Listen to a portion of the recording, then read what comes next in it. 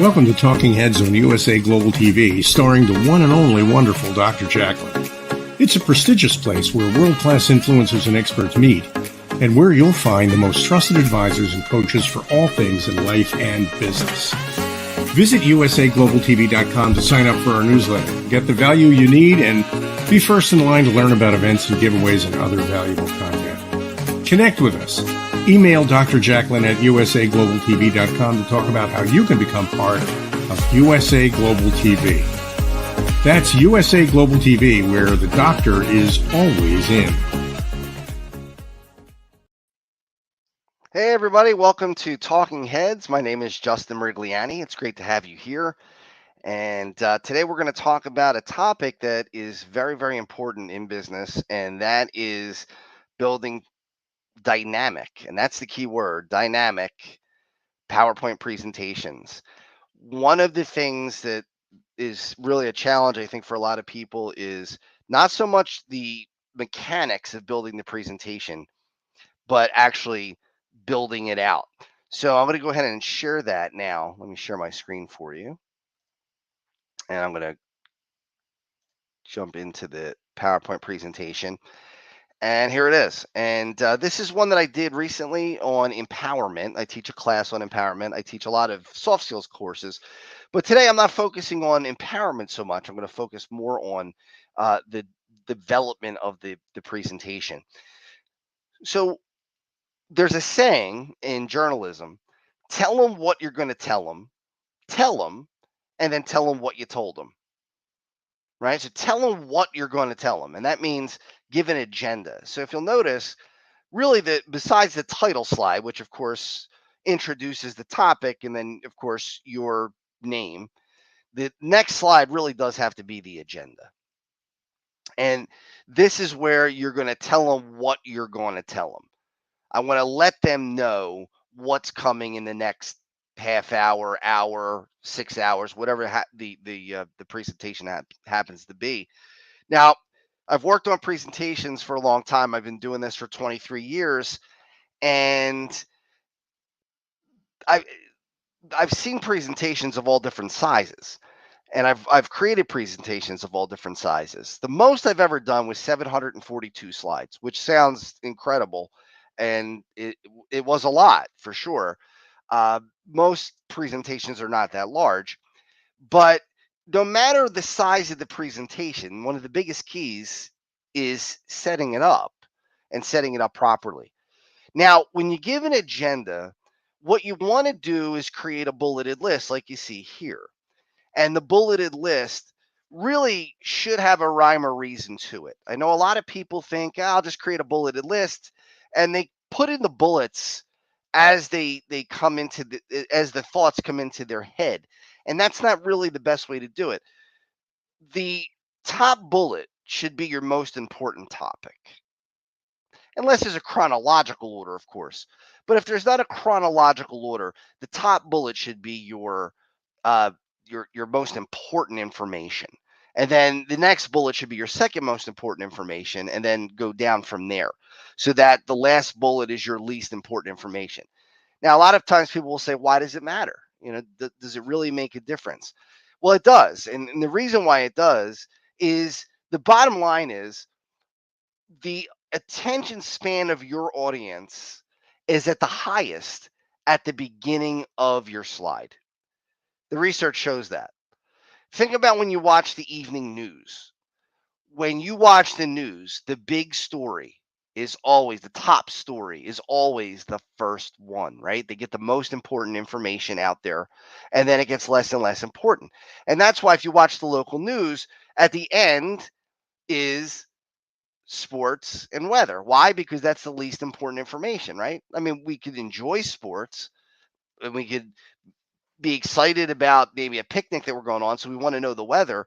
But when it comes to the importance of the topics, sports and weather are down towards the lower end. Now, does that ever change? Yeah. I mean, if you're in a city and your team is in the World Series or in the Stanley Cup Finals or the Super Bowl, well, then that becomes the top story. So that will be at the beginning. Or if you're on the East Coast and there's a hurricane coming up the East Coast, well, then all of a sudden weather jumps to the front. So you think about it that way with your bulleted lists. You want your lists to be in importance order. That's really a big key. The other thing you want to do, and you'll notice that I don't have any punctuation here. You really don't want to have full sentences as your bulleted lists. Why? Right? What's the difference? Because if you create bulleted lists and they are all sentences, you're more likely to just read the presentation. And that's what happens with a lot of presentations. I'm sure that a lot of you have been to a lot of PowerPoint presentations in your life, and whether they're for work or I know for me, I have two kids and we go to back to school night every September. And every September, the teachers have a PowerPoint presentation. And unfortunately, a lot of them were not trained in how to give presentations. And what they do is they literally read slide after slide after slide to us, the audience. And you're changing what you are when you do that. You're now becoming a narrator instead of a presenter. There's a big difference. A narrator is somebody who just reads the information. A presenter is somebody who gives the information. They develop, they help you develop what that they're trying to get across. So for me in here, what is empowerment? Technically, that is a sentence, but I don't punctuate it. Walk the talk, your leadership style. That's not a sentence.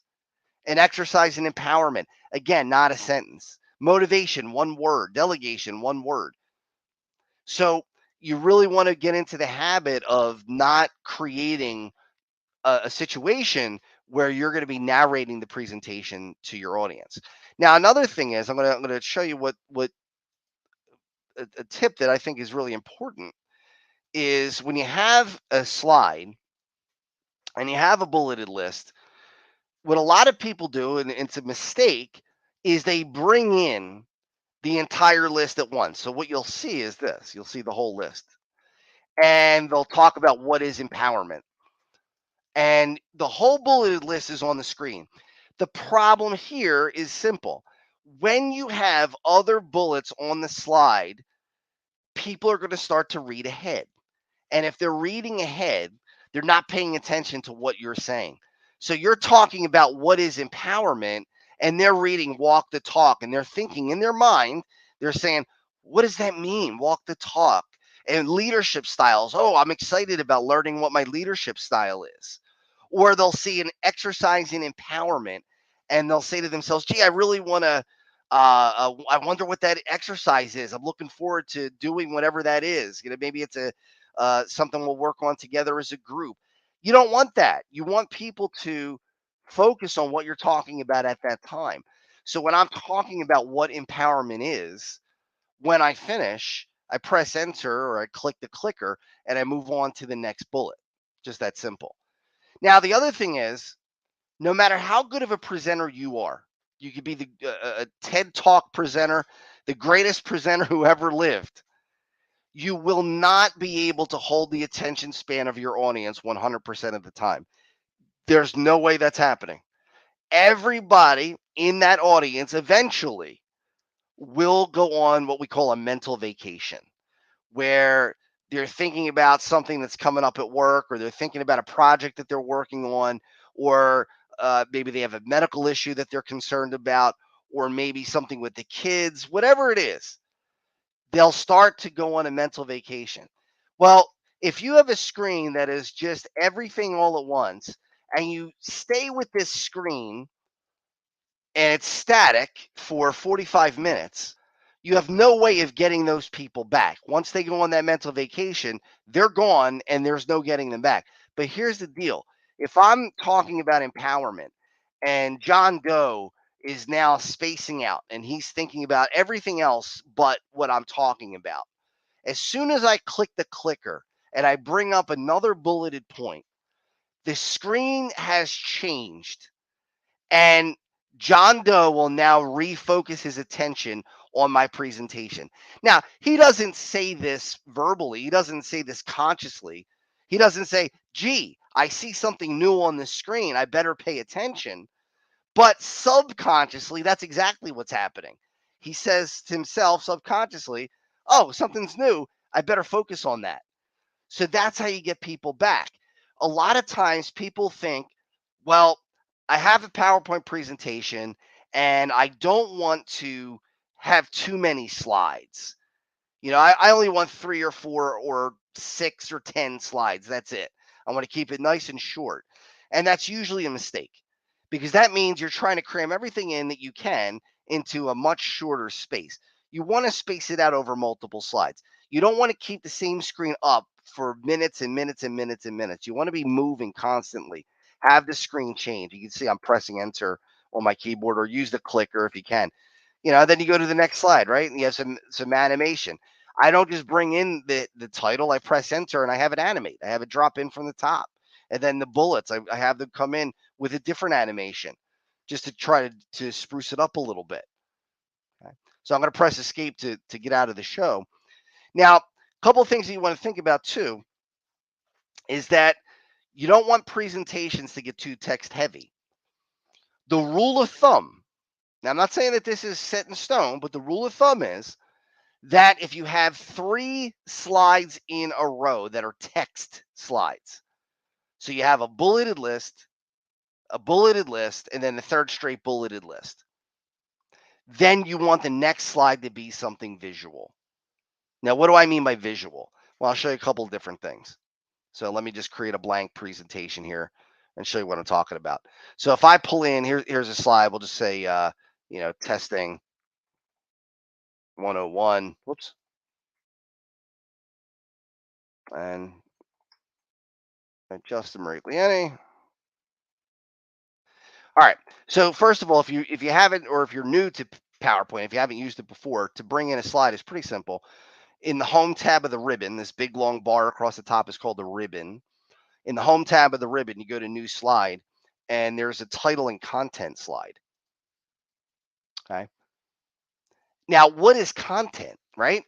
Well, content could be a bulleted list. Bullet 1, bullet 2, bullet 3. That's content. But remember what I said, you don't want a full presentation of bulleted lists. That becomes too text heavy. And then again, your audience will start to space out and disappear. So let's talk about some of the other things that are on that slide. So here's a new slide, again, title and content, and then I'll call this one table.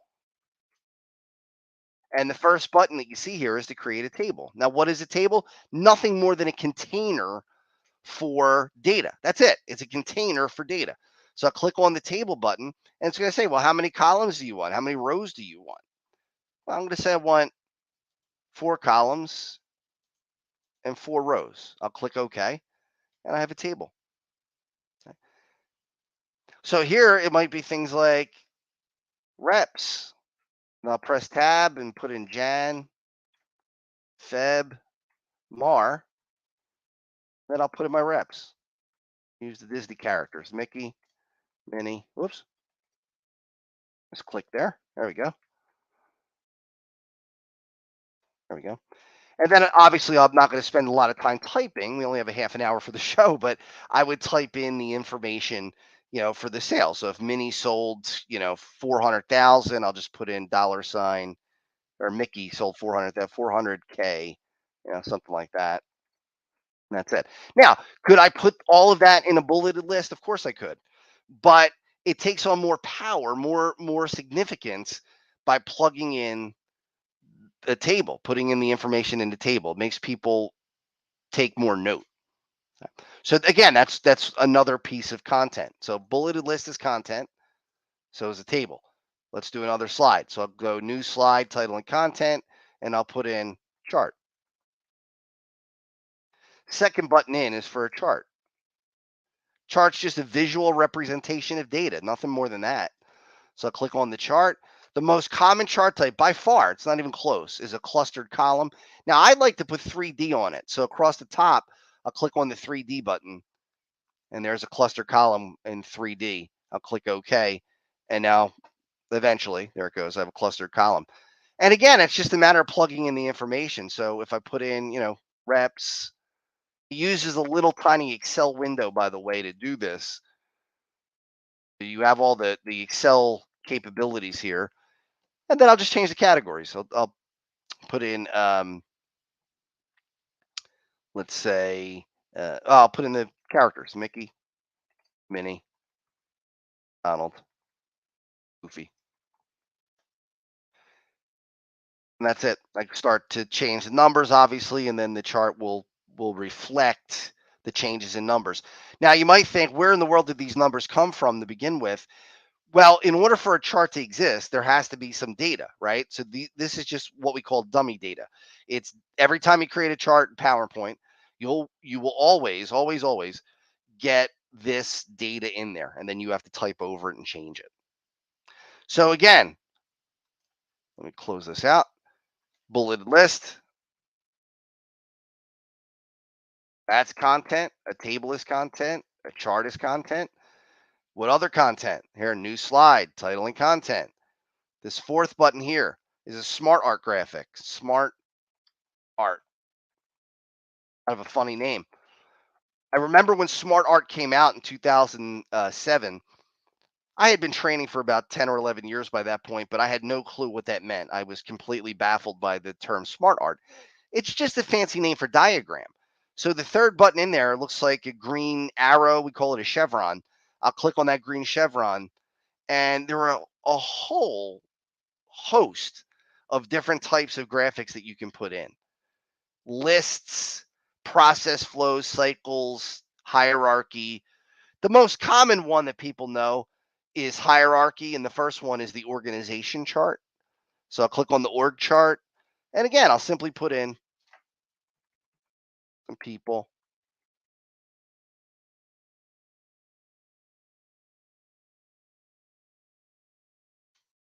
From in here. So could you put in the hierarchy in a bulleted list? Yes, you could create a bulleted list and say our CEO is Mickey. Mickey's assistant is Donald. The managers under Mickey are Minnie, Daisy, and Pluto. Now, putting that in a bulleted list is okay, but is it as powerful? Is it as dynamic as putting it into what we see here in an org chart? I would argue no. I think it's better to use the smart art. I think that this brings it more to life. So again, as I mentioned earlier, if you notice that your presentation is getting text heavy, you have a bulleted list, another bulleted list, another bulleted list, another bulleted list. You want to start to think about, what could I turn into something else? Where could I put a chart? Where could I put a table? Where could I put a smart art diagram? Just a couple more I want to show you. Here's title and content again. Good old fashioned pictures. I'm going to skip over the 3D art for today, 3D models. Here's pictures. If I have a picture on my computer that I want to put in, to the presentation, I can do that. So I'll just go to my desktop. I'll just put in my headshot here. There's my picture. I can resize it, move it around. So pictures are another item that you can put onto your presentation. New slide. What if you don't have a picture, right? What if I want a sunset? What if I want a sunset? Well, the next button over is for stock images. That means online pictures. So here's stock images. I'll put in sunset. And then I'll just pick the picture that I want for the sunset, and I'll insert it. Brings it to life, right? Having graphical things that are fun to look at, things that bring this presentation to life. It's important to do that. I am not in any way, shape, or form telling you that bulleted lists are bad. They're not. They're okay. They're fine. What becomes a problem is when you overdo the bulleted list, when it's one after the other, after the other, after the other. The rule of thumb is, if you have 3 slides in a row that are text, a bulleted list, and a third bulleted list, think about something visual. Now, in physics, we have laws of physics. You can't, they're laws. They have to be followed. They're laws of physics. These are rules of thumb. So is it a disaster if you create 4 slides in a row that are a bulleted list? No, it's not a disaster. But the rule of thumb is 3 is about what you want to do. The other thing is, a lot of people with bulleted lists, this is another issue that comes up, is they will create a bulleted list and they'll put in 15 bullets on one slide. The rule of thumb for bulleted lists is no more than 6 per slide. 6 or less per slide. There's nothing wrong with continuing a bulleted list on the next screen, on the next slide. I shouldn't say screen, slide.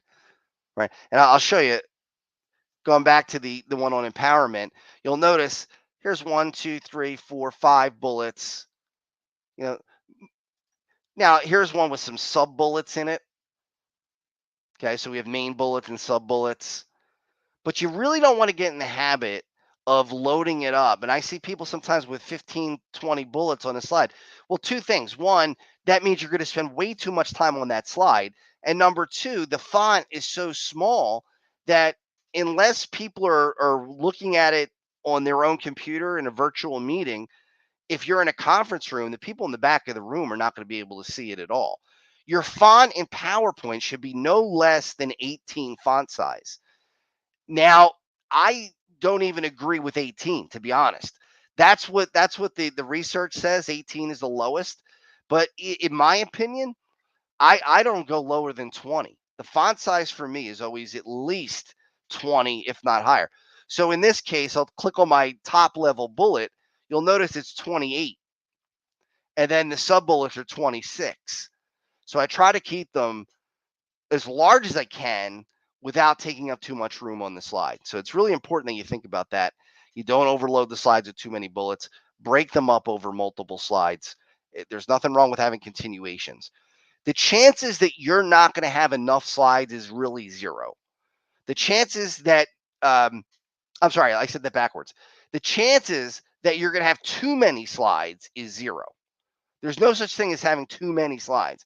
The chances that you're not going to have enough slides is very high because people, and we're all conditioned to do this, we try to get as much as we can in as little space as we can.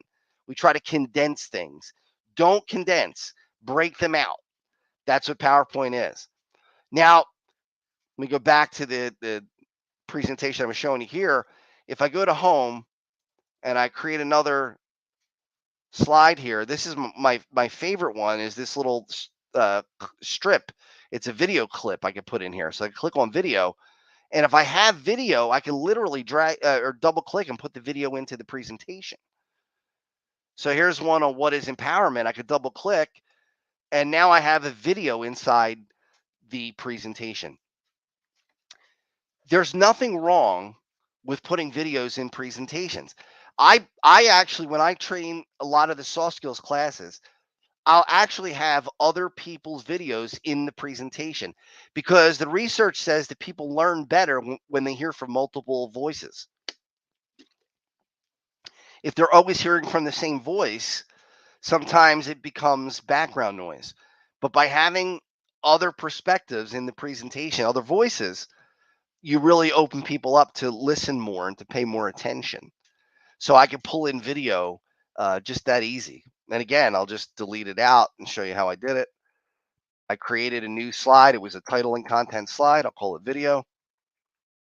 Click on the video link there. It says, where is it? You have to know where it is on your computer and just double click it. That's it.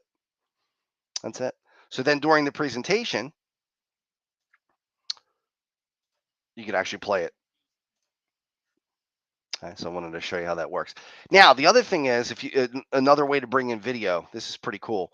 I'm going to go to a new slide.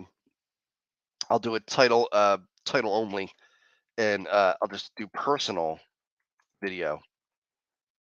If you have videos on YouTube, you can pull them in. So I could go to insert, and in insert in the media group of the ribbon. So insert tab of the ribbon in the media group, there's video, and there's online videos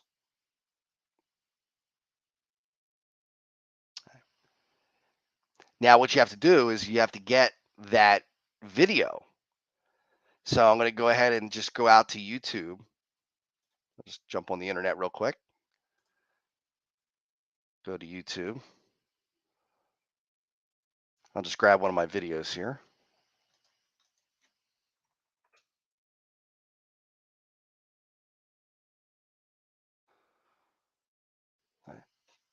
And I'll just grab this one. This one's a snow squall that we had in the Philadelphia area back in 2018. So I'll just give that a click. I'll click share, copy the link. There's the copy button. And then I'll just come back to PowerPoint, paste in the address, click insert. Come on. Sometimes this could take a little while. Sometimes it could be a little slow. So I'm not going to worry about the speed. Let's see if I get inserted now. Let me try a different one real quick. Just try a different video.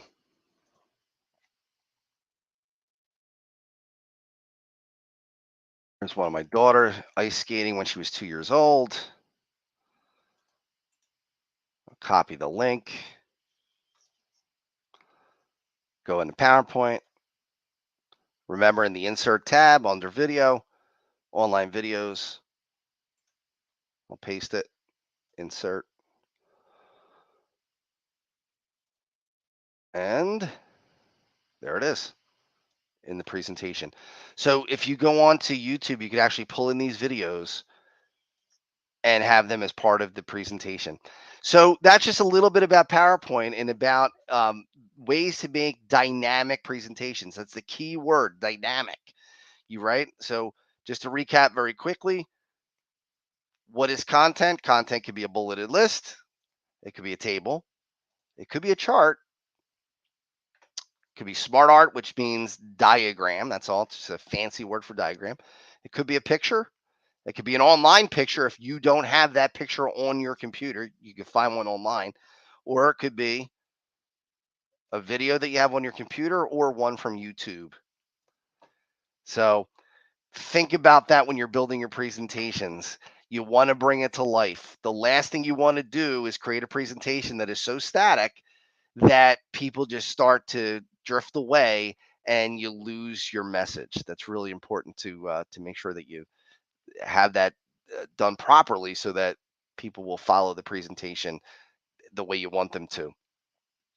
So, for more information, if you ever wanted to take a class, if this is something that you're interested in learning more about, um, you could find me at Justin at, let me just get out of the screen here. Let me get back to,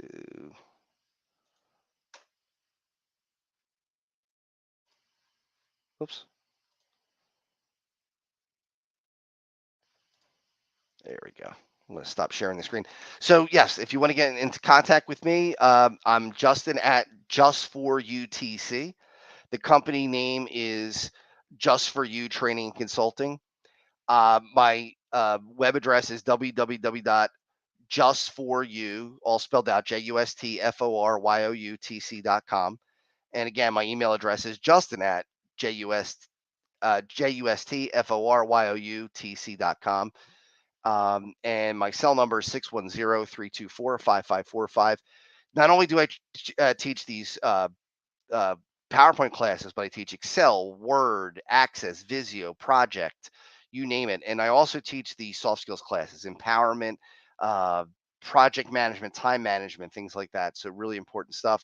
And if you ever want to check out my charity, it's a charity for those with Crohn's and colitis and also those with an ostomy.